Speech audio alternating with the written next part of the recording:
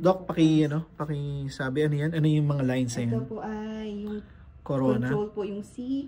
Yung T2 po ay coronavirus. T1 po is parvovirus. Tapos Georgia po. So live pala tayo live. Medyo nagkaroon tayo ng problema ngayon. Si Alamid ay nasa clinic. Saan ka? Ha?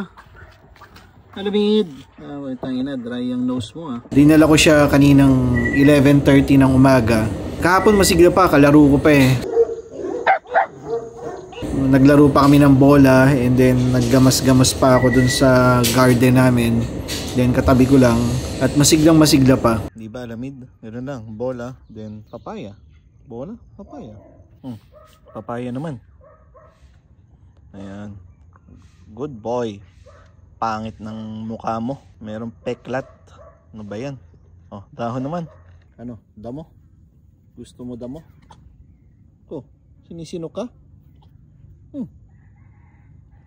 Mamaya, papasok na tayo. Pero kagabi, nagkaduda na ako kasi paglalapag ko ng raw food, wala na siyang ganong kumain. Kaya kanina umaga, before 6 AM, tininan ko na. Medyo iba nga yung energy. Matamlay. And then, meron siyang suka na white.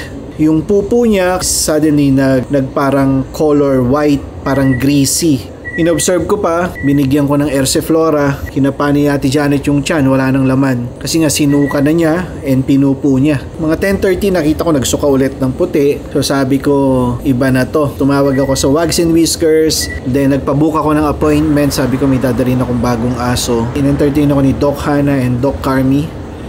So napakagaling na mga doctors yan. Kinuhanan siya ng sample sa puwet. Pagtusok ng cotton buds dun sa puwet, ang unang napansin is meron ng dugo doon sa pupo. Pag may dugo, possible parvo. Siyempre ayaw natin mag-speculate. Ginaw ko na yung testing, yung parang merong test kit yan on parvo, coronavirus, giardia, yung mga yan. No? So pinatest natin. Si Alamid mga boss ay nag-positive sa coronavirus, giardia. So negative siya sa parvo. Yun ang good thing. Doc, sabi ano yan? Ano yung mga lines na yan? Ito po ay yung Corona. control po yung C. Yung T2 po ay coronavirus. T1 po is parvovirus. Tapos Georgia po, nag-positive din siya. Okay, sige. Hindi na ako nagbakasakali na mag home medication. Sabi ko, i-confine na siya para mas tutok kasi hindi ko makain, umiinom ng tubig, nagsusuka, nagtatae. So, kung gagawin kong home remedy or home medication, hindi enough yung pag-inom niya ng tubig para ma-replenish yung nawalang electrolytes, para ma-hydrate siya. Pinakamaganda dito is iswero at padaanin lahat ng gamot sa swero. Kaya kauwi ko lang, binisita ko rin siya kanina. Hindi siya ganoon kasigla sa Alamid na kilala natin na pag binuksan mo ang pinto ka, agating ka, hindi ganoon. Confine ka ngayon.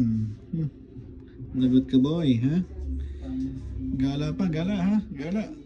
Siya ay medyo matamlay pero pag nakita ko nagwawag yung tail niya, meron siyang e-collar para hindi niya ngat-ngatin yung kanyang swero. Responsive naman siya sa akin and sa mga nag-aalaga sa kanya. Yun ang status niya ngayon. More updates as days go by. Sana day lang, sana bukas ay kumain na siya, sana ay magpupo na siya na maganda at hindi na siya magsuka. By the way, kanina hindi rin siya kumain, no? So finorce feed siya ni Doc Carmi para lang makakain at makainom siya ng gamot. All dogs, yun namang mga giants natin, okay sila lahat. Si Rosie Boy nakatabi ni Paraluman at ni Alamid sa cages, hindi naman affected ng giardiasis and coronavirus. Medyo malungkot ngayong araw pero ayun, yun ang status natin. Bukas mag-update kami.